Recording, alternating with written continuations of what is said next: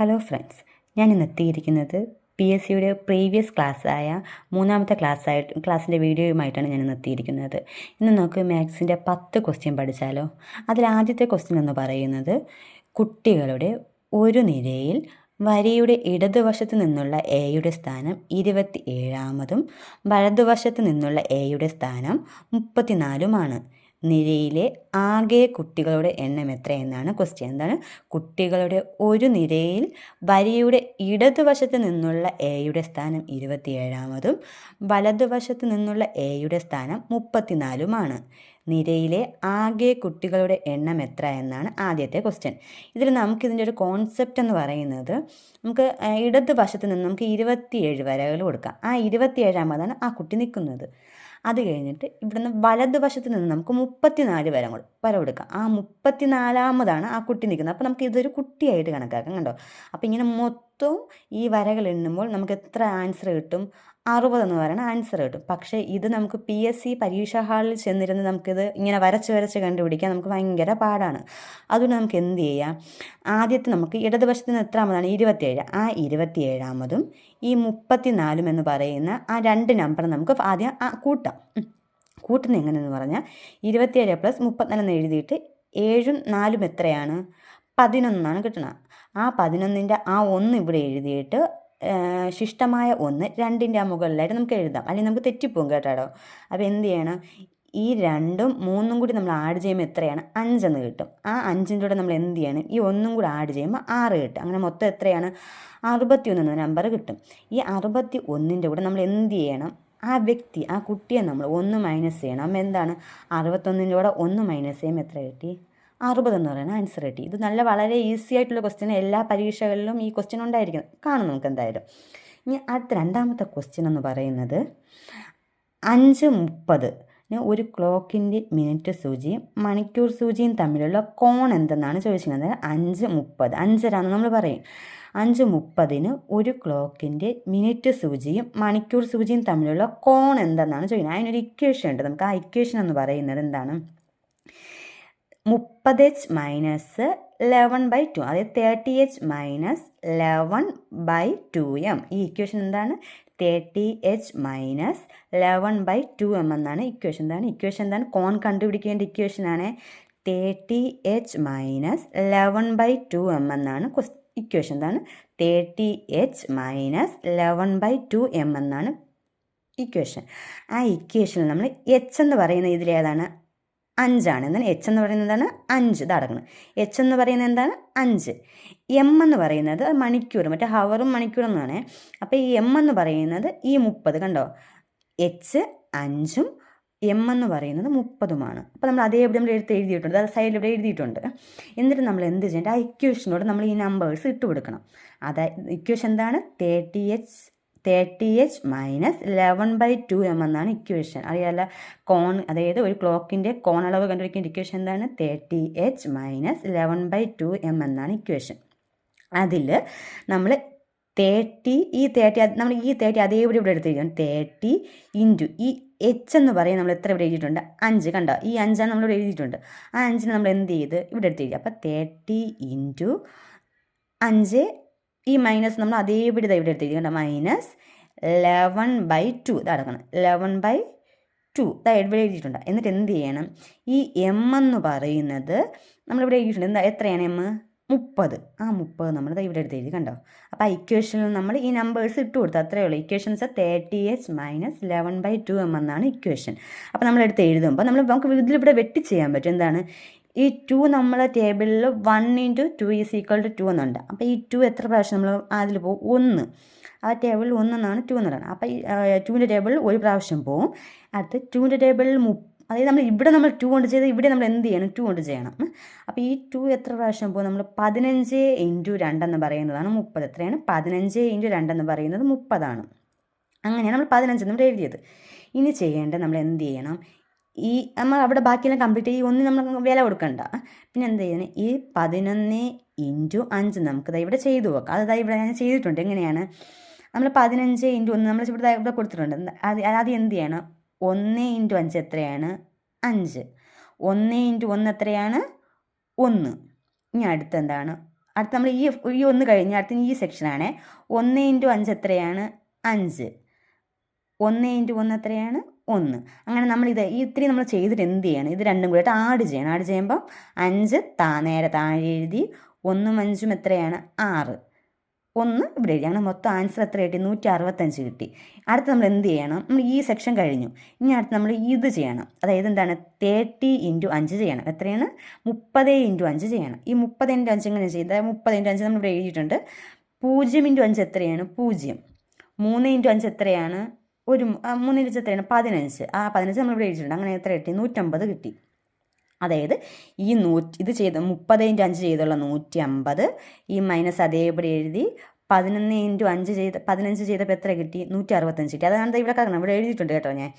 അപ്പോൾ അങ്ങനെ ചെയ്തപ്പോൾ എത്ര കിട്ടി? ആൻസർ എത്ര കിട്ടി? നമുക്ക് മൈനസ് ചെയ്യണം എന്നിട്ട്. അപ്പോൾ 165 - 150, 165 - 150 ചെയ്തപ്പോൾ എത്ര കിട്ടി? 15 ആൻസർ കിട്ടി. അപ്പോൾ അതിൻ്റെ ആൻസർ എത്രയാണ്? ആ കോണളവെന്ന് പറയുന്നത് 15 കണ്ടോ? ആ സ്റ്റെപ്പൊക്കെ ഞാൻ ഇവിടെ എഴുതിയിട്ടുണ്ട്. നിങ്ങൾക്കത് കണ്ടാൽ മനസ്സിലാവും. ഇനി അടുത്ത് വന്നിട്ട് മൂന്നാമത്തെ ക്വസ്റ്റ്യൻ ആണ്. 7 കൊണ്ട് നിശേഷം ഹരിക്കാൻ പറ്റുന്ന ഏറ്റവും ചെറിയ മൂന്നക്ക സംഖ്യയുടെയും ഏറ്റവും വലിയ സംഖ്യയുടെ ശരാശരി എത്ര എന്നാണ്. 7 കൊണ്ട് നിശേഷം ഹരിക്കാൻ പറ്റുന്ന ഏറ്റവും ചെറിയ മൂന്നക്ക സംഖ്യയുടെയും ഏറ്റവും വലിയ സംഖ്യയുടെ ശരാശരി എത്ര എന്നാണ് അടുത്ത മൂന്നാമത്തെ ക്വസ്റ്റ്യൻ എന്ന് പറയുന്നത്. ഇത് ഞാൻ ഇപ്പം നമുക്കെല്ലാം സ്റ്റെപ്പ് ബൈ സ്റ്റെപ്പായിട്ടാണ് ഞാൻ സ്റ്റെപ്പ് എഴുതിയിരിക്കുന്നത്. തുടക്കം മുതൽ പഠിച്ചു വരുന്നവർക്ക് ഇതൊരു പ്രയോജനമുണ്ടാവും ഈ വീഡിയോ കണ്ടിട്ട്. അതാണ് നിങ്ങൾക്ക് വിഷമമൊന്നും തോന്നരുത് ഇത് കണ്ടിട്ട്. അടുത്ത നമുക്ക് 7 കൊണ്ട് നിശേഷം ഹരിക്കാൻ പറ്റുന്ന ഏറ്റവും ചെറിയ മൂന്നക്ക സംഖ്യയാണ്. മൂന്നക്ക സംഖ്യ എന്ന് പറയുമ്പോൾ ഏറ്റവും ചെറുതെന്ന് പറയുന്നത് എത്രയാണ്? 100 ആണല്ലേ. 100 ഏറ്റവും ചെറിയ മൂന്നക്ക സംഖ്യ. നമുക്ക് ആ 100 7 കൊണ്ട് ഡിവൈഡ് ചെയ്ത് നോക്കാം. 7 കൊണ്ട് ഡിവൈഡ് ചെയ്യുമ്പോൾ 7ൽ എത്ര പ്രാവശ്യമാണ് പോകുന്നത്? അപ്പം 7 ടേബിളിൽ 1 ഉണ്ടോ? ഇല്ല. നമ്മൾ തുടക്കം തന്നെ 1 × 7 എത്രയാണ്? 7 എന്നാണ് തുടക്കം. അപ്പോൾ 7 ഇല്ല. അപ്പം നമുക്ക് എന്ത് ചെയ്യണം? ഈ 10 നമുക്ക് എടുക്കാം. അപ്പോൾ 7 ടേബിളിൽ 10 എത്ര പ്രാവശ്യം പോകും? ഒരു പ്രാവശ്യമാണ്. അപ്പോൾ 1 × 7 7, പിന്നെ 2 × 7 ആകുമ്പോൾ 14 പോകും. അപ്പോൾ നമുക്ക് എന്ത് ചെയ്യണം? 1 × 7 കിട്ടും. ആ 7 നമ്മളിവിടെ എഴുതി ബൈ കൊടുത്തിട്ട് 10ൽ നിന്ന് 7 മൈനസ് ചെയ്യണം. അത് കുറയ്ക്കണം. 10ൽ നിന്ന് 7 കുറച്ച് എത്രയാണ്? 3. അപ്പോൾ ഈ 10ൽ നിന്ന് 7 കുറച്ച് എത്രയാണ്? 3 കിട്ടും. ആ 3 നമ്മളിവിടെ താഴെ എഴുതി. എന്നിട്ട് 7ൻ്റെ ടേബിളിൽ 3 ഉണ്ടോ എന്ന് നോക്കണം. 7ൻ്റെ ടേബിളിൽ 3 ഉണ്ടോ? ഇല്ല. തുടക്കം തന്നെ 7 സ്റ്റാർട്ടിങ് അല്ലേ. അപ്പം നമ്മൾ എന്ത് ചെയ്യണം? അതുകൊണ്ട് നമ്മൾ എന്ത് ചെയ്യണം? ഈ അടുത്ത് ഈ 100ൻ്റെ ഇവിടെ കാണുന്ന ഈ 0 നമ്മൾ നേരെ താഴെ ഇറക്കും. കണ്ടോ? നേരെ താഴെ ഇറക്കുക. അപ്പോൾ എത്രയാണ്? 30. ഇനി 7ൻ്റെ ടേബിൾ 30 ഉണ്ടോ എന്ന് നോക്കണം. എത്ര പ്രാവശ്യം പോകും? 30 ഉണ്ടോ? ഇല്ല. അപ്പോൾ എത്ര പ്രാവശ്യം പോകും? നമ്മൾ അതിനകത്തുള്ള 30-നകത്തുള്ള എത്ര പ്രാവശ്യം പോകും? 4 × 7 28 വരും. 5 × 7 ആകുമ്പോൾ എത്രയാകുമ്പോൾ? 35 ഇപ്പോൾ. അത് നമുക്ക് വേണ്ട. നമുക്ക് എന്ത് ചെയ്യണം? 4 × 7 എത്രയാണ്? 28 കിട്ടും. എന്നിട്ട് എന്ത് ചെയ്യണം? 4 മുകളിൽ എഴുതി 28 നമ്മൾ താഴെ എഴുതും അല്ലേ. എന്നിട്ട് മൈനസ് ചെയ്യണം. 0ൽ നിന്ന് 8 പോവോ? ഇല്ല. ഒരിക്കലും പോവില്ല. നമ്മൾ എന്ത് ചെയ്യണം? അപ്പം ഈ 3ൽ നിന്ന് ഇങ്ങോട്ട് ഒന്ന് കടമെടുക്കുക. അപ്പം ഇവിടെ എത്രയായി? 10 ആവും. എത്രയാവും? 10 ആവും. എന്നിട്ട് ഈ 10 അപ്പം നമ്മൾ ഈ 3ൽ നിന്ന് ഇങ്ങോട്ട് കടമെടുത്തില്ല. അപ്പോൾ ഇവിടെ എത്രയായി? 2 ആവും അല്ലേ. അപ്പോൾ ഇവിടെ ഇങ്ങോട്ട് വരുമ്പോഴത്തേക്കും 10 ആവും. 10ൽ നിന്ന് നമ്മൾ 8 കുറയ്ക്കണം. 8 കുറയ്ക്കുമ്പോൾ എത്രയാണ്? 2. ഇവിടെ 2ൽ നിന്ന് 2 പോയി എത്രയാണെടാ? 0 അപ്പോൾ അത് നമ്മൾ എഴുതിയില്ല. അപ്പം നമുക്കിവിടെ എന്ത് ചെയ്തു? 2 ശിഷ്ടം വന്നു. അപ്പോൾ നമുക്ക് എന്താണ് 2 കൊണ്ട് നിശേഷം ഹരിക്കാൻ പറ്റുന്നില്ലേ? അപ്പോൾ ഇത് നമുക്ക് ശിഷ്ടം വന്നില്ലേ. അപ്പോൾ ഇത് നിശേഷം ഹരിക്കാൻ പറ്റുമോ? ഒരിക്കലും ഇല്ല. അങ്ങനെ നമ്മൾ 101 നോക്കണം. അങ്ങനെ മൂന്നക്ക സംഖ്യയാണേ. 101 നോക്കണം, 102 നോക്കണം. അങ്ങനെ നോക്കി വരുമ്പോഴത്തേക്കും നമുക്ക് ഏറ്റവും നിശേഷം ഹരിക്കാൻ പറ്റുന്ന ഒരു സംഖ്യ കിട്ടും. എത്രയാണ്? 105 കിട്ടും. 102 നോക്കണം, 101, 101, 102, 103, 104 ഈ സംഖ്യ എല്ലാം നോക്കണം. പക്ഷെ അതിലെല്ലാം എന്ത് വരും? ഇങ്ങനെ ശിഷ്ടം വരും. ഈ നമ്പേഴ്സിലെ വേറെ നമ്പേഴ്സ് ശിഷ്ടം വരും. നമ്മൾ എന്ത് ചെയ്യണം? 105 നോക്കണം. 105 നോക്കി ഡിവൈഡ് ചെയ്യുമ്പോഴത്തേക്കും നമുക്ക് കിട്ടും. 7ൻ്റെ ടേബിളിൽ എത്ര പ്രാവശ്യം പോകും? 10. ഒരു പ്രാവശ്യം പോകും അല്ലേ. അതായത് 1 × 7 എത്രയാണ്? 7 എന്ന് കിട്ടും. 1 ഇവിടെ എഴുതി, 7 ഇവിടെ എഴുതി, കുറയ്ക്കണം. കുറയ്ക്കുമ്പോൾ എന്തായി? ഇവിടെ നിന്ന് കടം എടുക്കുമ്പോൾ ഇവിടെ 10 ആയില്ലേ. 10ൽ നിന്ന് 7 പോയി എത്രയാണ്? 3. 10ൽ നിന്ന് 7 പോയി എത്രയാണ്? 3. ഇവിടെ 0 വരും. നമുക്കത് വേണ്ട. എന്നിട്ട് എന്ത് ചെയ്യണം? ഈ 7ൻ്റെ ടേബിളിൽ 3 ഉണ്ടോ നോക്കണം. 3 ഉണ്ടോ? തുടക്കം തന്നെ നമുക്ക് 7 1 × 7 എന്ന് പറയുന്നത് 7 അല്ലേ. 2 × 7 14. അപ്പം നമുക്ക് എന്ത് ചെയ്യണം? ഇല്ല. അപ്പോൾ എന്ത് ചെയ്യണം, ഈ 5 നമ്മൾ നേരെ താഴെ ഇറക്കണം. അപ്പോൾ എത്രയാണ് 35. ഇനി 7ൻ്റെ ടേബിളിൽ 35 ഉണ്ടോ എന്ന് നോക്കി. 7ൻ്റെ ടേബിളിൽ 35 ഉണ്ടോ എന്ന് നോക്കണം. 35 എത്ര പ്രാവശ്യം പോകും? 5 × 7 എത്രയാണ്? 35 ആണ്. 5 × 7 എത്രയാണ്? 35. അപ്പോൾ ഈ 5 മുകളിൽ എഴുതി, 35 താഴെ എഴുതി. എന്നിട്ട് നമ്മൾ എന്ത് ചെയ്യണം? ഇതിനെ കുറച്ചിക്കണം. 5 ന്ന് 5 കുറച്ചാൽ 0, 3 ന്ന് 3 കുറച്ചാൽ 0. അപ്പോൾ എത്രയാണ്? നമുക്ക് ഏറ്റവും ചെറിയ 7 കൊണ്ട് നിശേഷം ഹരിക്കാൻ പറ്റുന്ന ഏറ്റവും ചെറിയ 3 അക്ക സംഖ്യ ഏതാണ്? 105 ആണ്. അപ്പോൾ നമുക്ക് അത് എഴുതി. ഏറ്റവും ചെറിയ സംഖ്യ നമുക്ക് കിട്ടിയിട്ടുണ്ട്. ഇനി അടുത്തെന്താണ്? ഏറ്റവും വലിയ 3 അക്ക സംഖ്യ എഴുതണം. നമുക്ക് നമ്മളെ ഏറ്റവും വലിയ 3 അക്ക സംഖ്യ എന്ന് പറയുന്നത് എത്രയാണ്? 999 ആണ്. എത്രയാണ്? ഏറ്റവും വലിയ 3 അക്ക സംഖ്യ എത്രയാണ്? 999 ആണ്. പക്ഷെ ആ 7 കൊണ്ട് നമുക്ക് ഡിവൈഡ് ചെയ്ത് നോക്കാം, കിട്ടുമെന്ന് നോക്കാം. നിശേഷം ഹരിക്കാൻ പറ്റുമെന്ന് നോക്കാം. നിശേഷം എന്ന് വെച്ചാൽ നമുക്ക് 0 വേണം ലാസ്റ്റ്, അതാണ് നമ്മൾ ഉദ്ദേശിക്കുന്നത്. ഓക്കെ, അപ്പോൾ 7 കൊണ്ട് നമുക്ക് ഹരിക്കാൻ പറ്റുമെന്ന് നോക്കാം. അപ്പം 7ൻ്റെ ടേബിൾ നമ്മൾ നോക്കുമ്പോഴത്തേക്കും 9 നമുക്ക് കൊണ്ടാൻ നോക്കാം. എത്രയാണ്? 1 × 7 എന്ന് പറയുന്നത് 7 ആണ്. പിന്നെ 2 × 7 എത്രയാവും? 14 ആവും. പക്ഷെ നമുക്കത് വേണ്ട, നമുക്ക് ഈ 9-നകത്ത് വരണം. അപ്പോൾ എത്രയാണ്? 1 × 7 എടുക്കുക. അപ്പോൾ 1 ഇവിടെ എഴുതി, 7 ഇവിടെ എഴുതി, മൈനസ് ചെയ്യണം. അപ്പോൾ 9 ന്ന് 7 പോയി എത്രയാണ്? 2 എന്ന് വരും. ഇനി 7ൻ്റെ ടേബിളിൽ 2 ഉണ്ടോ എന്ന് നോക്കണം. ഉണ്ടോ? ഇല്ല. അപ്പം നമ്മൾ എന്ത് ചെയ്യണം? ഈ 9 നമ്മൾ നേരെ താഴെ ഇറക്കി. 9 താഴെ 29 ആയി. ഇനി അടുത്ത് നമുക്ക് 7ൻ്റെ ടേബിളിൽ 29 ഉണ്ടോ എന്ന് നോക്കണം. എത്ര പ്രാവശ്യം പോകും? 29 28 ഉണ്ട്. 4 പ്രാവശ്യം. 4 × 7 എത്രയാണ്? 28 ആവും. അപ്പം 4 മുകളിൽ എഴുതി, 28 നമ്മൾ താഴെ എഴുതി. എന്നിട്ട് എന്ത് ചെയ്യണം? മൈനസ് ചെയ്യണം. 9 ന്ന് 8 കുറച്ച് എത്രയാണ്? 1. 2 ന്ന് 2 പോയാൽ 0. അത് നമ്മൾ 0 എഴുതിയില്ല. എന്നിട്ട് നമ്മൾ നേരെ എന്തെങ്കിലും 7ൻ്റെ ടേബിൾ 1 ഉണ്ടോ എന്ന് നോക്കണം. 1 ഉണ്ടോ? ഇല്ല. അപ്പം നമ്മൾ നേരെ എന്ത് ചെയ്യണം? പിന്നെയും നമ്മൾ ഈ 9 നമ്മൾ നേരെ താഴെ ഇറക്കുക. അപ്പോൾ എത്രയായി? 19. ഇനി 7ൻ്റെ ടേബിളിൽ 19 ഉണ്ടോ എന്ന് നോക്കണം. 7ൻ്റെ ടേബിൾ 19 വരുമോ? ഇല്ല. അതിനകത്തുള്ള നമ്പർ നമുക്ക് എഴുതാം. അപ്പോൾ എത്രയാണ്? 1 × 7 എത്രയാണ്? 7. 2 × 7 14. അപ്പോൾ നമുക്ക് ഈ 2 ഇവിടെ എഴുതി, 14 ഇവിടെ എഴുതി. എന്നിട്ട് എന്ത് ചെയ്യണം? നമ്മൾ മൈനസ് ചെയ്യണം, കുറയ്ക്കണം. കുറയ്ക്കുമ്പോൾ എത്രയാണ്? 9 ന്ന് 4 കുറച്ച് എത്രയാണ്? 9 × 4 കുറച്ച് 5 കിട്ടും. 1 ന്ന് 1 കുറച്ച് 0 കിട്ടും. അപ്പോൾ പോകും. നമുക്ക് ശിഷ്ടം നമുക്ക് 0 വരണം. പക്ഷേ ഇവിടെ എന്താണ് നമുക്ക് വന്നത്? പക്ഷേ 5. ഇനി കുറയ്ക്കാനും ഇറക്കാനും ഒന്നുമില്ലല്ലേ നമുക്ക് ഇവിടെ നിന്ന്. ഇനി പോയിന്റ് കൊടുത്താൽ നമുക്ക് ചെയ്യാൻ പറ്റുള്ളൂ. അതുകൊണ്ട് നമുക്ക് എന്ത് ചെയ്യണം? നമുക്കിത് എടുക്കാൻ പറ്റില്ല. അങ്ങനെ 998 നോക്കണം, 997 നോക്കണം, 996 നോക്കണം, അങ്ങനെ 995 നോക്കണം. അങ്ങനെ നോക്കി വരുമ്പോൾ 994 നോക്കുമ്പോൾ നമുക്ക് പോവും. നമുക്ക് നോക്കി നോക്കാം. അതെങ്ങനെയാണെന്ന് വെച്ചാൽ 7ൻ്റെ ടേബിളിൽ നമുക്ക് 9 ഉണ്ടോ നോക്കണം. എത്ര പ്രാവശ്യം പോകും? ഒരു പ്രാവശ്യം പോകുമല്ലേ. 1 × 7 എത്രയാണ്? 7. ആ 7 എഴുതി. 9 ന്ന് 7 മൈനസ് ചെയ്യുമ്പോൾ എത്രയാണ്? 2 എന്ന് കിട്ടും. 9 ന്ന് 7 കുറച്ച് 2 ആണ്. അപ്പോൾ ഇനി 7ൻ്റെ ടേബിളിൽ 2 ഉണ്ടോ നോക്കണം. ഉണ്ടോ? ഇല്ല. അതുകൊണ്ട് നമ്മൾ എന്ത് ചെയ്യണം? ഈ 9 നമ്മൾ നേരെ താഴെ ഇറക്കി. ഇനി 7ൻ്റെ ടേബിളിൽ 29 ഉണ്ടോ നോക്കണം. എത്ര പ്രാവശ്യം പോകും? ഉണ്ട്. 29 ഉണ്ടോ? ഇല്ല, 28 ഉണ്ട്. അങ്ങനെയാണ്. 4 × 7 എന്ന് പറയുന്നത് 28 ആണ്. അപ്പോൾ 4 മുകളിൽ എഴുതി, 28 താഴെ എഴുതി. കണ്ടോ? ഇനി എന്ത് ചെയ്യണം? ഇനി കുറയ്ക്കണം. 9 ന്ന് 8 കുറച്ച് എത്രയാണ്? 1. ഇവിടെ 2 ന്ന് 2 പോയാൽ 0. 0 നമ്മൾ എഴുതിയിട്ടില്ല. എന്നിട്ട് എന്ത് ചെയ്യണം? ഈ 7ൻ്റെ ടേബിൾ 1 ഉണ്ടോ നോക്കണം. 1 ഉണ്ടോ? ഇല്ല. തുടക്കം തന്നെ അറിയാമല്ലോ, 1 × 7 എന്ന് പറയുന്നത് 7 ആണ്. അപ്പോൾ നമ്മൾ എന്ത് ചെയ്യണം? ഈ 4 നമ്മൾ നേരെ താഴെ ഇറക്കുക. അപ്പോൾ എത്രയാണ്? 14 ആയി. ഇനി 7ൻ്റെ ടേബിൾ 14 ഉണ്ടോ? ഉണ്ടല്ലോ. 1 × 7 7. 2 × 7 എത്രയാണ്? 14 ആണ്. അപ്പോൾ എന്ത് ചെയ്യുന്നു? 2 മുകളിൽ എഴുതി, 14 താഴെ എഴുതി. എന്നിട്ട് നമ്മൾ എന്ത് ചെയ്യണം? കുറയ്ക്കണം. 4 ന്ന് 4 പോയാൽ 0. 1 ന്ന് 1 പോയാൽ 0 ആണ്. അപ്പോൾ നമുക്ക് എത്രയൊക്കെയാണ്? ഏറ്റവും ചെറിയ നിശേഷം 7 കൊണ്ട് ഹരിക്കാൻ പറ്റുന്ന സംഖ്യ ഏതാണ്? 105. ഏറ്റവും വലിയ 7 കൊണ്ട് ഹരിക്കാൻ പറ്റുന്ന സംഖ്യ എത്രയാണ്? 994 ആണ്. അപ്പം നമുക്ക് 2 നമ്പർ നമ്മൾ സെലക്ട് ചെയ്യും. 105ഉം 994 സെലക്ട് ചെയ്തത്. എന്താണ്? 7 കൊണ്ട് നിശേഷം ഹരിക്കാൻ പറ്റുന്ന ചെറിയ സംഖ്യ ഏതാണ്? 105. 7 കൊണ്ട് നിശേഷം ഹരിക്കാൻ പറ്റുന്ന ഏറ്റവും വലിയ സംഖ്യ ഏതാണ്? 994 ആണ്. നമുക്കിതിൽ ക്വസ്റ്റ്യൻ എന്താണ്? 7 കൊണ്ട് നിശേഷം ഹരിക്കാൻ പറ്റുന്ന ഏറ്റവും ചെറിയ 3 അക്ക സംഖ്യ കണ്ടുപിടിച്ചു, ഏറ്റവും വലിയ 3 അക്ക സംഖ്യയും കണ്ടുപിടിച്ചു. എന്നിട്ട് എന്താണ്? ഈ സംഖ്യകളുടെ ശരാശരി ഏതാണ്? എന്നാൽ ഈ സംഖ്യകളുടെ ശരാശരി കണ്ടുപിടിക്കണം അല്ലേ? സംഖ്യയുടെ ശരാശരി എന്താണ്?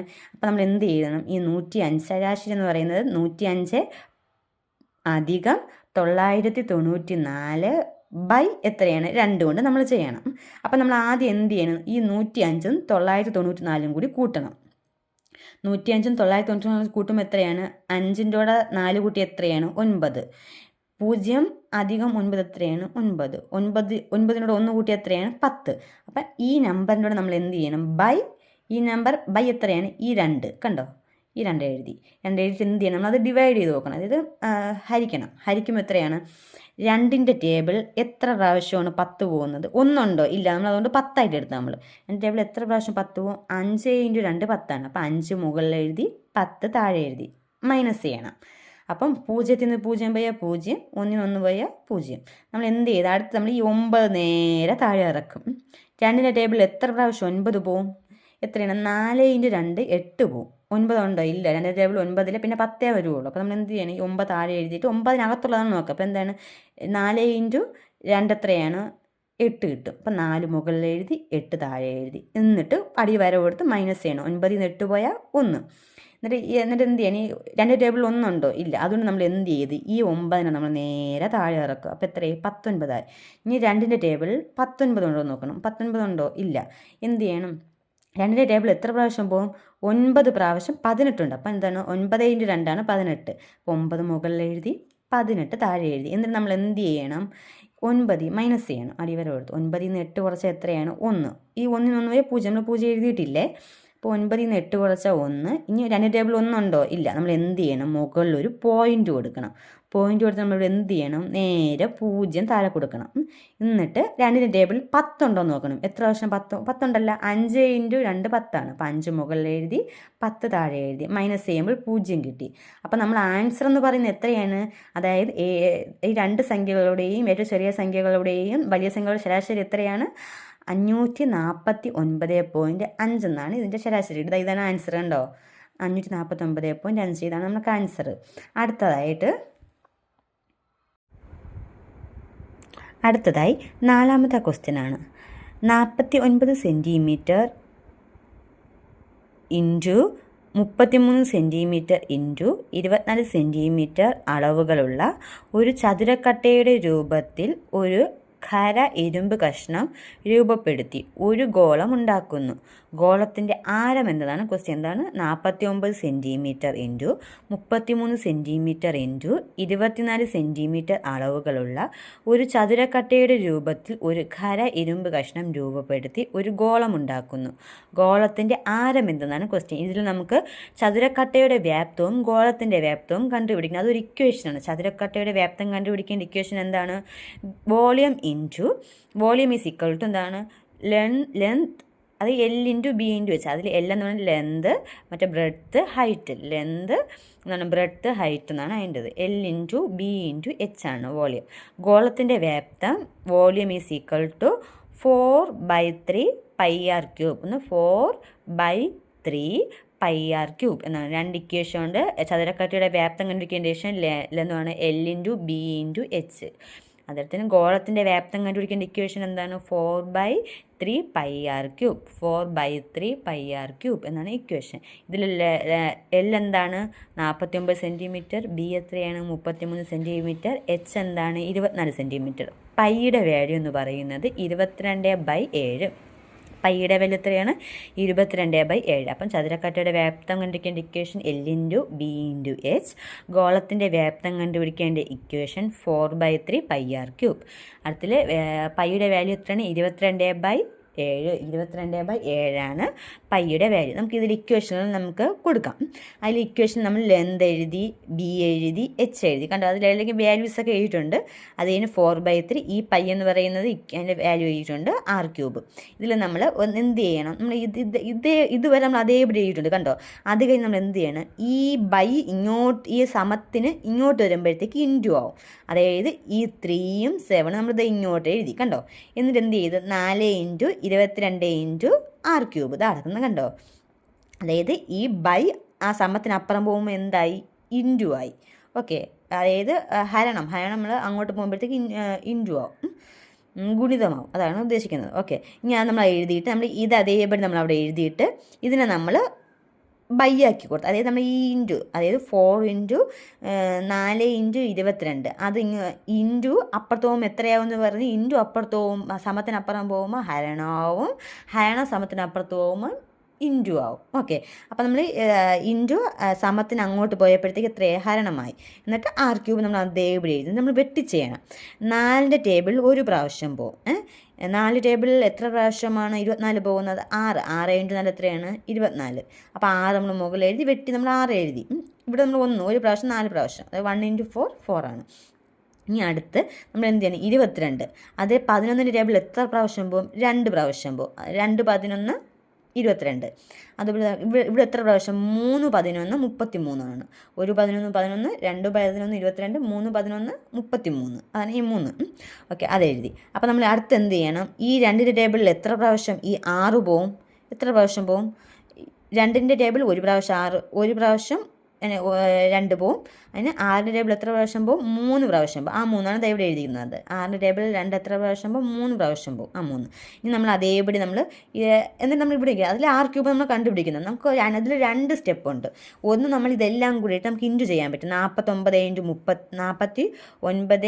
3 ചെയ്യണം. 49 × 3 ചെയ്യുമ്പോൾ കണ്ടോ, 49 × 3 ചെയ്യുമ്പോൾ 147. ആ 147ൻ്റെ അടുത്ത് ഈ 3 ചെയ്യണം. ആ 3 ചെയ്യുമ്പോഴേക്കും 441 കിട്ടും. 441ൻ്റെ അടുത്ത് എന്ത് ചെയ്യണം? ഈ 3 ചെയ്യണം. കണ്ടോ, അത് കഴിഞ്ഞിട്ട് ഇതിൽ 2 സ്റ്റെപ്പ് ഉണ്ട്. നമ്മൾ ഇതിൽ 441 × 3 ചെയ്യുമ്പോഴത്തേക്കും 1323 കിട്ടും. ആ 1023ൻ്റെ എന്ത് ചെയ്യണം? ഈ 7 കൂടി ചെയ്യണം. 7 കൂടി ചെയ്യുമ്പോൾ 9261 കിട്ടും. അത് നമ്മൾ ഏതോ ഒരു സംഖ്യ കൊണ്ട് 3 പ്രാവശ്യം ഇൻറ്റു ചെയ്യുമ്പോഴാണ് ഈ നമ്പർ കിട്ടുന്നത്. അത് ഏത് സംഖ്യയാണ്? 21നെ 3 കൊണ്ട് ഇൻറ്റു ചെയ്യുമ്പോഴാണ് 9261 കിട്ടും. അപ്പോൾ 6 എത്രയാണ്? 21 കിട്ടും. ഇല്ലെങ്കിൽ നമുക്ക് എന്ത് ചെയ്യണം? ഈ 49 താഴെ എഴുതി, ആ 3 എഴുതി താഴെ, ഈ 3 എഴുതി താഴെ, ഈ 3 എഴുതി, ഈ 7 എഴുതി. കണ്ട, അതാണ് ഇവിടെ എഴുതിക്കുന്നത്. എന്നിട്ട് r³ എന്ന് എഴുതി. ഇതിനെ നമ്മൾ എന്ത് ചെയ്യണം? ഈ 49 എന്ന് പറഞ്ഞാൽ 7 × 7 ആണ് 49. ഇൻറ്റു ഈ 3 അതേപടി നമ്മൾ എല്ലാം താഴെ എഴുതി r³. എന്നിട്ട് ഈ 6 എന്ന് പറയുന്നത് നമുക്ക് ഇതിൽ എത്ര 3 ഉണ്ട്? 7 ഉണ്ട്. 1 2 3. അപ്പോൾ ആ 3ൻ്റെ ഒരു 7 മാത്രം നമ്മൾ എഴുതി, ആ 7. ഇനി ഇതിൽ എത്ര 3 ഉണ്ട്? 1 2 3. അതിൽ ഒരു 3 എടുത്ത് എഴുതി. അപ്പോൾ 7 × 3 എത്രയാണ്? 21 കിട്ടും. അപ്പോൾ 6 എന്ന് പറയുന്നത് 21. ഇനി അടുത്ത ക്വസ്റ്റ്യൻ എന്ന് പറയുന്നത്, അടുത്ത 5ാമത്തെ ക്വസ്റ്റ്യൻ എന്ന് പറയുന്നത്, ഒരു വ്യക്തി 15 മണിക്കൂർ സഞ്ചരിക്കുന്നു. ആദ്യ പകുതി മണിക്കൂറിൽ 21 കിലോമീറ്ററിലും മറ്റേ പകുതി മണിക്കൂറിൽ 24 കിലോമീറ്ററിലും സഞ്ചരിച്ച ദൂരം കണ്ടെത്തുക എന്നാണ്. ഒരു വ്യക്തി 15 മണിക്കൂർ സഞ്ചരിക്കുന്നു. ആദ്യ പകുതി മണിക്കൂറിൽ 21 കിലോമീറ്ററിലും മറ്റേ പകുതി മണിക്കൂറിൽ 24 കിലോമീറ്ററിലും സഞ്ചരിച്ച ദൂരം കണ്ടെത്തുക. അതിനും ഒരു ഇക്വേഷൻ ഉണ്ട്. ഇക്വേഷൻ എന്ന് പറയുന്നത് d = 2 × time × s1 × s2 by s1 plus s2 എന്നാണ്. d = 2 × time × s1 × s2 by s1 plus s2 എന്താണ്. അതിൽ ഈ ഇക്വേഷനിൽ ടൈം ഇവിടെ എഴുതിയിട്ടുണ്ട് 15 മണിക്കൂർ. s1 എന്ന് പറയുന്നത് 21, s2 എന്ന് പറയുന്നത് 24. ഇത് അതേപടി നമ്മൾ എഴുതിയിട്ടുണ്ടോ വാല്യൂസ്. ഇക്വേഷൻ എന്താണ്? d = 2 × time × s1 × s2 s1 by s1 plus s2 എന്നാണ്. ഇക്വേഷൻ ഇവിടെ നോക്കിക്കോണം, ഇത് കണ്ടായിരുന്നല്ലോ. അതിൽ നമ്മൾ എല്ലാ വാല്യൂസും കൊടുക്കണം. 2 × ടൈം എത്രയാണ്? 15, s1 20. ഇവിടെ വാല്യൂസ് കൊടുത്തിട്ടുണ്ടേ, ഇത് ഇവിടെ കൊടുത്തിട്ടുണ്ടേ. s1 21, s2 24. ബൈ എത്രയാണ്? s1 എന്ന് പറയുന്നത് 21, s2 എന്ന് പറയുന്നത് 24. ഇതിൽ പ്ലസ് ആണ് ചിഹ്നം, കണ്ടോ? മുകളിൽ ഇൻറ്റും താഴെ പ്ലസ്സും ആണ്. അതിൽ ഇക്വേഷൻ നമ്മൾ കൊടുത്തിട്ട് നമ്മൾ എന്ത് ചെയ്യണം? ഇത് രണ്ടും കൂടി ആഡ് ചെയ്യണം. 21ഉം 24ഉം കൂടി ആഡ് ചെയ്യുമ്പോൾ എത്രയാണ് കിട്ടുന്നത്? 21 കൂടെ ആഡ് ചെയ്യുമ്പോൾ എത്രയാണ്? 45 കിട്ടും. എത്ര കിട്ടും? 45. എത്ര കിട്ടും? 45 കിട്ടുന്നത്. എത്ര കിട്ടും? 45 കിട്ടും. 21ൻ്റെ കൂടെ 24 ആഡ് ചെയ്യുമ്പോൾ എത്ര കിട്ടും? 45 കിട്ടും. ആ 45 ഇവിടെ എഴുതിയിരിക്കുന്നത്. കണ്ടോ? 45. ഇനി നമ്മൾ വെട്ടി ചെയ്യണം. അതായത് 15ൻ്റെ ടേബിളിൽ എത്ര പ്രാവശ്യം പോകും? 45. 3 പ്രാവശ്യം പോകും. ആ 3ആണ് ഇവിടെ എഴുതിയിരിക്കുന്നത്. 3 × 15 എത്രയാണ്? 45 അതുപോലെ തന്നെ 15 നമ്മളിവിടെ ചെയ്തപ്പോൾ ഇവിടെ നമ്മൾ എത്ര പ്രാവശ്യം 15 പോകും? ഒരു പ്രാവശ്യം. കണ്ടോ? ആ 1 ഇവിടെ എഴുതിയിട്ടുണ്ട്. ഇനി അടുത്ത് ഇവിടെ ഒരു 3 ഉണ്ടല്ലോ. 3 15 45 കിട്ടിയത്. അപ്പോൾ ഈ 3 എത്ര പ്രാവശ്യം പോകും? ഒരു പ്രാവശ്യം പോകും. ഇതിൽ 3 എത്ര പ്രാവശ്യം പോവും? 8 പ്രാവശ്യം. 8 × 3 എത്രയാണ്? 24. എന്നിട്ട് നമ്മളിതെല്ലാം കൂടി ഇൻറ്റു ചെയ്യണം. 2 × 1 2, 2 × 21 ഇൻറ്റു ചെയ്യുമ്പോൾ എത്ര കിട്ടും? 42 കിട്ടും. ഈ 42 നമ്മൾ എന്ത് ചെയ്യണം? ഈ 8 ഇൻറ്റു ചെയ്യണം. കണ്ടോ? 8 ഇൻറ്റു ചെയ്യുമ്പോൾ എത്ര കിട്ടും? 336 കിലോമീറ്റർ കിട്ടും. ഇതാണ് ഇതിൻ്റെ ആൻസർ. കണ്ടോ? ഇതെല്ലാം സ്റ്റെപ്പെല്ലാം ഇവിടെ തന്നെ ഉണ്ട്. നിങ്ങൾ നോക്കിയാൽ നിങ്ങൾക്കത് മനസ്സിലാവും. ഇനി അടുത്ത് ഇത് കുറച്ച് നമ്മൾ ഇങ്ങനെ വിശദീകരിച്ച് പറഞ്ഞ വീഡിയോ നല്ല നീണ്ടുപോകും. അടുത്ത ക്വസ്റ്റ്യനാണ്. ഇന്ന് തിങ്കളാഴ്ചയാണ്. 61 ദിവസത്തിന് ശേഷം ഏത് ദിവസമായിരിക്കും? ഇന്ന് തിങ്കളാഴ്ചയാണ്. 61 ദിവസത്തിന് ശേഷം ഏത് ദിവസമായിരിക്കും? ഒരാഴ്ച എന്ന് പറയുന്നത് എത്ര ദിവസമാണ്? 7 ദിവസമാണ് അല്ലേ? അപ്പം നമുക്ക് ഒരാഴ്ച എന്ന് പറഞ്ഞാൽ 7 ദിവസം. അപ്പോൾ ഇന്ന് തിങ്കളാഴ്ചയാണെന്ന് കരുതിക്കൊള്ളണം. അപ്പോൾ അടുത്ത തിങ്കളാഴ്ച എന്ന് പറഞ്ഞാൽ എത്ര ദിവസം കഴിയണം? 7 ദിവസം കഴിഞ്ഞാൽ അടുത്ത തിങ്കളാഴ്ച വരുള്ളൂ. അപ്പോൾ നമ്മൾ എന്ത് ചെയ്യണം? ഫസ്റ്റ് 61 ദിവസം കഴിഞ്ഞിട്ടില്ല. അപ്പോൾ ഈ 61 നമ്മൾ 7 കൊണ്ട് ഡിവൈഡ് ചെയ്യണം. അപ്പോൾ എത്ര കിട്ടും? 8 × 7 എത്രയാണ്? 8 × 7 എത്രയാണ്? 56 കിട്ടും. 56 എവിടെ? 8 മുകളിൽ എഴുതി, 56 ഇവിടെ എഴുതി. ബൈ ചെയ്ത് മൈനസ് ചെയ്യുമ്പോഴത്തേക്ക് എത്രയാണ്? ഇവിടെ 6 നിന്ന് ഇവിടെ 1 കട എടുക്കുമ്പോഴത്തേക്കും 1 നിന്ന് 6 പോയില്ല. അതുകൊണ്ട് നമ്മൾ എന്ത് ചെയ്ത്? കട എടുത്ത് 6 നിന്ന് 1 കട എടുക്കുമ്പോൾ 11 ആയി. ഇവിടെ എത്രയാണ്? 5 ആയി അല്ലേ? അപ്പോൾ 11 നിന്ന് 6 പോയി എത്രയാണ്? 5. അപ്പം നമ്മൾ ഇത് ശിഷ്ടം എത്ര കിട്ടി? ഇവിടെ നമുക്ക് ശിഷ്ടത്തിൽ 5 കിട്ടി. അപ്പോൾ നമ്മൾ എന്ത് ചെയ്യണം? ഇവിടെ 5 61 ഡിവൈഡ് ചെയ്തപ്പോൾ എത്ര കിട്ടി? 5 കിട്ടി. ഈ തിങ്കളിൻ്റെ കൂടെ നമ്മൾ 5 കൂട്ടും. അപ്പോൾ തിങ്കൾ കഴിഞ്ഞാൽ ഏതാണ്? ചൊവ്വ, ബുധൻ, വ്യാഴം, വെള്ളി, ശനി. 5 കൂട്ടിയപ്പോൾ എത്രയായി? ശനിയാഴ്ച കിട്ടി. അതാണ് ഇതിൻ്റെ ആൻസർ. കണ്ടോ? അതായത് തിങ്കളിൻ്റെ കൂടെ 5 നമുക്ക് എത്രയാണ് ശിഷ്ടം കിട്ടിയത്? 5 കിട്ടി. നമ്മൾ 61 7 കൊണ്ട് ഡിവൈഡ് ചെയ്തത് എത്ര കിട്ടി? 5 കിട്ടി. 5. അപ്പോൾ തിങ്കളുടെ എത്ര വരും? തിങ്കൾ, ചൊവ്വ, ബുധൻ, വ്യാഴം, വെള്ളി, ശനി. ഓക്കെ, 5 ദിവസം കഴിഞ്ഞ് എത്ര ഏത് ദിവസമാണ്? അപ്പോൾ ശനിയാഴ്ചയാണ്. ഇനി അടുത്ത ക്വസ്റ്റ്യനാണ്. അടുത്ത ക്വസ്റ്റ്യൻ എന്താണ്?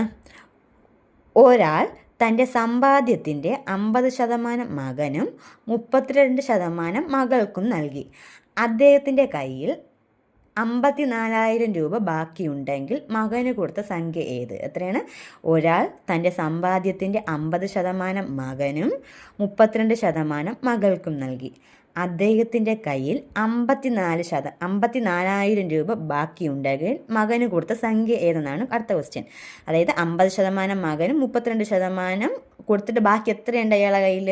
54,000 രൂപയുണ്ട്. അപ്പം നമ്മൾ എന്ത് ചെയ്യണം? ഈ മകന് കൊടുത്ത 50ഉം 32% മകൾക്ക് കൊടുത്ത 32% കൂടെ മൊത്തം ആഡ് ചെയ്യുമ്പോൾ എത്രയാണ്? 82% ഉണ്ട്. 82%മാണ് രണ്ടുപേർക്കായിട്ട് കൊടുത്തത്. അപ്പോൾ നമ്മൾ മൊത്തം നമ്മൾ ശതമാനം എടുക്കുമ്പോൾ എത്രയാണ്? 100%. നമ്മൾ ശതമാനം എപ്പോഴും കണക്കാക്കി നമ്മൾ 100 കണക്കാക്കണം. അപ്പം നമ്മൾ എന്ത് ചെയ്യണം? ഈ 100ൽ നിന്ന് ഈ മകനും മകൾക്കും കൊടുത്ത് നമ്മൾ ആഡ് ചെയ്തില്ലേ, ആ 82% മൈനസ് ചെയ്യണം. അപ്പോൾ എത്രയാണ്? ഈ 18% എന്താണ്? അതായത് ഇവർക്ക് രണ്ടുപേർക്ക് നമ്മൾ മൊത്തം 100% അതിൽ മകനും മകൾക്കും ടോട്ടൽ എത്ര ശതമാനം കൊടുത്തു? രണ്ടും കൂടി ആഡ് ചെയ്തിട്ട് എത്ര? 82% കൊടുത്തത്. അതായത് ഈ മൊത്ത ശതമാനത്തിൽ നിന്ന് ഈ 82% മൈനസ് ചെയ്തപ്പം എത്ര കിട്ടി? ഈ 18% ഇനി അയാളുടെ കയ്യിലുള്ളത് അല്ലേ? ഈ 2 മകനും മകൾക്കും കൊടുത്തിട്ട് ബാക്കി ബാക്കി ക്യാഷ് എത്രയാണ് ഉണ്ടായിരുന്നത്? 54,000 രൂപയാണ് ഉണ്ടായിരുന്നത്. അപ്പം അതായത് ഈ മൊത്തം 100%, ഈ 100%ത്തിൽ നിന്ന് മകനും മകൾക്കും കൊടുത്തിട്ടുള്ള ബാക്കി എത്ര ശതമാനമുണ്ട്? 18%. ഈ 18% അയാളുടെ കയ്യിൽ ക്യാഷ് ആയിട്ട് ഇപ്പോൾ ഉള്ളത്. അതായത് 18% എന്ന് പറയുന്നത് 54,000 അയാളുടെ കയ്യിലുള്ളത്. അപ്പം നമുക്ക് കണ്ടുപിടിക്കേണ്ടത് എന്താണ്? മകൻ എത്ര രൂപ, എത്ര ശതമാനം? 50% കൊടുത്തു. ആ മകന് കൊടുത്ത ക്യാഷാണ് കണ്ടുപിടിക്കേണ്ടത്. അത് നമ്മൾ എന്നിട്ട് നമ്മൾ എന്ത് ചെയ്യണം? ഇത് നമ്മൾ ഇങ്ങനെ ചെയ്യണം. അതായത് എന്ത് ചെയ്യണം? ഇങ്ങനെ കണ്ടോ? ഇങ്ങനെ ക്രോസ് ചെയ്ത് നമ്മൾ കണ്ടുപിടിക്കണം. എങ്ങനെ കണ്ടുപിടിക്കണം? ക്രോസ് ചെയ്ത് കണ്ടുപിടിക്കണം. അപ്പോൾ എന്ത് ചെയ്യണം? ഇത് ഇങ്ങോട്ട് ചെയ്യണം, ഇത് ഇങ്ങോട്ട്. അപ്പോൾ നമ്മൾ എന്തിനാ? കണ്ടോ? ഇതാണ് നമ്മൾ ചെയ്യേണ്ടത്. അപ്പോൾ നമ്മൾ എന്ത് ചെയ്യണം? അതായത് 50 ഇൻറ്റു എന്താണ്? 50 ഇൻറ്റു ഈ 54,000 മുകളിൽ എഴുതിയിട്ട് ഈ ഒന്നുള്ളത് നമ്മൾ താഴെ എഴുതണം. കണ്ടോ? എഴുതിയിട്ട് നമ്മൾ വെട്ടി ചെയ്യണം. വെട്ടി ചെയ്യുമ്പോൾ എത്രയാണ്? 18ൻ്റെ ടേബിൾ ഒരു പ്രാവശ്യം 1 × 18 18. 18ൻ്റെ 18 ഇൻറ്റു 3 അല്ലെങ്കിൽ 3 ഇൻറ്റു 18 എത്ര പ്രാവശ്യം പോകും? 3 പ്രാവശ്യം പോകും. ഈ 54 പോണത് 3 എഴുതി, എന്നിട്ട് ബാക്കി എന്തിനാ? 3000 വരും. അതായത് 3000 എന്നിട്ട് നമ്മൾ എന്ത് ചെയ്യണം? ഈ 3000 ഇൻറ്റു 50 ചെയ്യണം. അതായത് 3000 ഇൻറ്റു 50 ചെയ്യുമ്പോൾ എത്ര കിട്ടി? 1,50,000 രൂപ കിട്ടി. ഇതാണ് ആൻസർ. ഓക്കെ, കണ്ടത്? ഏതാണ് സ്റ്റെപ്പ് ഉണ്ട്, നോക്കിക്കോണം. ഇനി അടുത്ത ക്വസ്റ്റ്യൻ എന്ന് പറയുന്നത് 30 പുരുഷന്മാർക്ക് 24 ദിവസം കൊണ്ട് ഒരു ജോലി പൂർത്തിയാക്കാൻ കഴിയുമെങ്കിൽ 120 ദിവസം കൊണ്ട് ജോലി പൂർത്തിയാക്കാൻ പൂർത്തിയാക്കാൻ എത്ര പുരുഷന്മാർ ആവശ്യമാണ്? എന്താണ്? 30 പുരുഷന്മാർക്ക് 24 ദിവസം കൊണ്ട് ഒരു ജോലി പൂർത്തിയാക്കാൻ കഴിയുമെങ്കിൽ 120 ദിവസം കൊണ്ട് ജോലി പൂർത്തിയാക്കാൻ എത്ര പുരുഷന്മാർ ആവശ്യമാണ്? അതിനും ഒരു ഇക്വേഷൻ ഉണ്ട്. M1 into D1 M2 into D2 എന്താണ്? M1 ഇൻറ്റു D1 എന്താണ് equal to M2 into D2. ഇതാണ് ഇക്വേഷൻ. അതിൽ വാല്യൂസ് കൊടുക്കണം. M1 എന്ന് പറയുന്നത് 30, D1 എന്ന് പറയുന്നത് 24, D എന്ന് പറയുന്ന ദിവസം, M എന്ന് പറയുന്നത് മനുഷ്യരായിട്ട് കണക്കാക്കാം. M2 അതിൽ M2ൽ മനുഷ്യന്മാരുടെ കണക്കുണ്ടോ അത് കണ്ടുപിടിക്കണം നമ്മൾ പുരുഷന്മാർ മെന്നിൻ്റെ. ഇതിൽ ദിവസം കൊടുത്തിട്ടുണ്ട് 120 ദിവസം D2. അതാണ് നമ്മൾ എഴുതിയിരിക്കുന്നത്. കണ്ട വാല്യൂസ് കൊടുത്തിട്ടുണ്ട്. നമ്മൾ ഈ ഇക്വേഷനിൽ ഇട്ട് കൊടുക്കണം. 30 ഇൻറ്റു 24 ഇതെല്ലാം നമ്മൾ കൊടുക്കണം. അതിൽ M2 നമുക്ക് തന്നിട്ടില്ല, കണ്ടോ? ഇതിൽ ദിവസം മാത്രമേ കൊടുത്തിട്ടുള്ളൂ. നമ്മൾ പുരുഷന്മാരുടെ കണ്ടുപിടിക്കണം. അപ്പം നമ്മൾ എന്ത് ചെയ്യണം? ഈ ഇൻറ്റു സമത്തിന് അങ്ങോട്ടും എന്തായി ഡിവൈഡായി, അതാണ് അവിടെ കൊടുത്തിരിക്കുന്നത്. 30 ഇൻറ്റു ഇതേ അതേപോലെ എഴുതി ഈ ഇൻറ്റു ഇങ്ങോട്ട് പോകുമ്പോൾ 120 സമത്തിനപ്പുറത്ത് പോകുമ്പോൾ ഇന്ന് നമ്മൾ വെട്ടി ചെയ്യണം. 12 എത്ര പ്രാവശ്യം പോകും ടേബിളിൽ? ഒരു പ്രാവശ്യം. 1 ഇൻറ്റു 12 12. അപ്പം 1 ഇവിടെ എഴുതി നമ്മൾ ഈ പൂജ അതേപോലെ നമ്മൾ താഴെ എഴുതി, അത്രയുള്ളൂ. 10 അടുത്തതിൽ 12 ഇവിടെ 12 എത്ര പ്രാവശ്യം പോകും? 2 പ്രാവശ്യം പോകും. ഒരു 12 12 2 12 24. അപ്പം 2 പ്രാവശ്യം, കണ്ടോ? എന്നിട്ട് നമ്മൾ എന്ത് ചെയ്യണം? ഈ 10 എത്ര പ്രാവശ്യം പോകും? ഇതിൽ ഇവിടെ 10 ഒരു പ്രാവശ്യം പോകും. 1 ഇൻറ്റു 10 10. ഇവിടെ എത്ര പ്രാവശ്യം പോകും? ഒരു 10 10, 2 10 20, 3 10 30. 3, കണ്ടോ? എന്നിട്ട് നമ്മൾ എന്ത് ചെയ്യണം? ഇത് നമ്മളങ്ങ് പോയി 1 അല്ലേ, അത് ഇപ്പോൾ നോക്കണ്ട. അപ്പം 3 ഇൻറ്റു 2 എത്രയാണ്? 6. ഇതാണ് ആൻസർ. M2 എന്ന് പറയുന്നത് എത്രയാണ്? 6. ഇനി അടുത്ത് തന്നിരിക്കുന്ന ശ്രേണി പൂരിപ്പിക്കുക. അടുത്ത ക്വസ്റ്റ്യനാണ് തന്നിരിക്കുന്ന ശ്രേണി പൂരിപ്പിക്കുക. 4, 9, ഡാഷ്, 49, 121, 169, ഡാഷ്. ഇതൊരു എന്താണ്? സ്ക്വയറിൻ്റെ ഒരു ശ്രേണിയാണ്. അതായത് അഭാജ്യ സംഖ്യകളുടെ ഒരു ശ്രേണിയാണ്. എന്താണ്? അഭാജ്യ സംഖ്യകളുടെ ഒരു ശ്രേണിയാണ്. ഞാൻ ഇതിൽ ഷോർട്ട് വീഡിയോയിൽ ഞാൻ അഭാജ്യ സംഖ്യകൾ ഒരു ഇതിട്ടിട്ടുണ്ട്. നിങ്ങൾക്ക് കാണാൻ പറ്റുമെങ്കിൽ അത് കണ്ടോളൂ. ഷോർട്ട് വീഡിയോയിലാണ് അഭാജ്യ സംഖ്യകളെ പറ്റിയൊരു ഞാനൊരു വീഡിയോ ഇട്ടിട്ടുണ്ട്. ഷോർട്ട് വീഡിയോയിലാണ് അഭാജ്യ സംഖ്യകളുടെ ഒരു ടേബിൾ ഞാൻ കൊടുത്തിട്ടുണ്ട്. പഠിക്കാൻ പറ്റുമെങ്കിൽ നിങ്ങളത് പഠിച്ചാൽ കൊള്ളായിരിക്കും. അതിൽ ഞാൻ ഇപ്പോൾ അവർക്കത് കാണിച്ചത്. അഭാജ്യ സംഖ്യ എന്ന് പറഞ്ഞാൽ ഏതൊക്കെയാണ്? 2, 3, 5, 7, 11, 13, 17. ഇനി അങ്ങോട്ടും ഉണ്ട്. അത് ഞാൻ വീഡിയോയിൽ ഇട്ടിട്ടുണ്ട്. നിങ്ങൾക്ക് പറ്റുമെങ്കിൽ കണ്ടു നോക്കി. അതായത് ഇതിൽ നമുക്ക് പറയുന്നതെന്ന് പറഞ്ഞാൽ ഈ 4 എന്ന് പറയുന്നത് 2ൻ്റെ സ്ക്വയറാണ് അല്ലേ? അഭാജ്യ സംഖ്യ 2ൻ്റെ സ്ക്വയറാണ്. ഈ 9 എന്ന് പറയുന്നത് 3ൻ്റെ സ്ക്വയറാണ്. അഭാജ്യ സംഖ്യയാണ് 3. ഇവിടെ ഞാൻ അടുത്ത് ഡാഷ് ഉണ്ട്. അപ്പോൾ ഇവിടെ എത്രയാണ്? അടുത്ത അഭാജ്യ സംഖ്യ ഏതായിരിക്കും? 5 ആയിരിക്കും. 5ൻ്റെ സ്ക്വയർ എത്രയാണ്? 25 ആയിരിക്കും ഇവിടെ വരുന്നത്. ഇനി അടുത്ത് 49 ഏത് അഭാജ്യ സംഖ്യയുടെ സ്ക്വയർ ആയിരിക്കും? 7ൻ്റെ അഭാജ്യ സംഖ്യയുടെ സ്ക്വയർ ആയിരിക്കും. ഇനി ഇവിടെ ഇവിടെ എത്രയായിരിക്കും? 11ൻ്റെ സ്ക്വയർ ഏതാണ്? 121. അഭാജ്യ സംഖ്യയാണ് 11. അടുത്ത് 13 ആയിരിക്കും. 13ൻ്റെ സ്ക്വയർ ആയിരിക്കും 169. ഇവിടെ വരുന്നത് എത്രയായിരിക്കും? 17ൻ്റെ സ്ക്വയർ ആയിരിക്കും വരുന്നത് 289. ഇതാണ് അഭാജ്യ സംഖ്യ. ഇതാണ് കണക്കിന് എഴുതിക്കുന്നത്, കണ്ടോ? 5 ഇൻറ്റു 5 ഇവിടെ ഡാഷിൻ്റെ ഇവിടെ 25 കിട്ടി. ഇവിടെ 289. 17ൻ്റെ സ്ക്വയർ. അഭാജ്യ സംഖ്യകൾ ഞാനൊരു വീഡിയോ ഇട്ടുകൊണ്ട് പറ്റുവാണെങ്കിൽ കണ്ടോളൂ കേട്ടോ. ഇനി അടുത്ത് ഒരു ശ്രേണിയുടെ അടുത്ത സംഖ്യ ഏത്? എന്താണ്? അതായത് ഈ ശ്രേണിയുടെ അടുത്ത സംഖ്യ ഏതെന്നാണ്. അത് ഒരു ശ്രേണി തന്നിട്ടുണ്ട്. 1, 2, 5, 16, 65 ഡാഷ് എന്നാണ്. ഇതിൽ നമുക്ക് ഇതിലെങ്ങനെ പറഞ്ഞിരിക്കുന്നത്? 1 ഇൻറ്റു 1 പ്ലസ് 1 1 കിട്ടി. ഇനി 2 കിട്ടിയത് എങ്ങനെയാണ്? ഈ രണ്ട് അതേപടി നമ്മൾ എഴുതി. എന്നിട്ട് 2ൻ്റെ കൂടെ അടുത്ത സംഖ്യ 2 പ്ലസ് 1 ചെയ്തപ്പോൾ 5 കിട്ടി. ഇതിൽ 5 ഇൻറ്റു 3 ഈ 3 1 2 3 കണ്ടോ? 4 5 ഇങ്ങനെയാണ് വന്നിരിക്കുന്നത്. ഇത് ഈ 5 ഇൻറ്റു 3 പ്ലസ് 1 ചെയ്തപ്പോൾ 16 കിട്ടി. ഇവിടെ ഈ 16 തന്നെ കണ്ടോ? ഈ 16 ഇൻറ്റു ഇവിടെ 4 പ്ലസ് 1 ചെയ്തപ്പോൾ 65 കിട്ടി. ഈ 65 നമ്മൾ അതേപോലെ എഴുതി. ഈ കിട്ടി 65 ഇവിടെ എഴുതിയിട്ടുണ്ട്, കണ്ടോ? 65 ഇൻറ്റു അടുത്ത് 1 2 3 4 5 ഈ 5 ഇവിടെ 1 പ്ലസ് 326 കിട്ടി. അടുത്ത ആ സംഖ്യ ഏതാണ്? 326. നിങ്ങൾക്ക് ഈ 10 ക്വസ്റ്റ്യൻ നിങ്ങൾക്ക് മനസ്സിലായെന്ന് കരുതുന്നു. എന്തെങ്കിലും ഡൗട്ട് നിങ്ങൾക്ക് മെസ്സേജ് ചെയ്ത് ഞാൻ റിപ്ലൈ തരുന്നതായിരിക്കും. Thank you for watching. അടുത്ത ക്ലാസ്സുമായി അടുത്ത വീഡിയോയിൽ നിങ്ങൾക്ക് കാണാവുന്നതാണ്.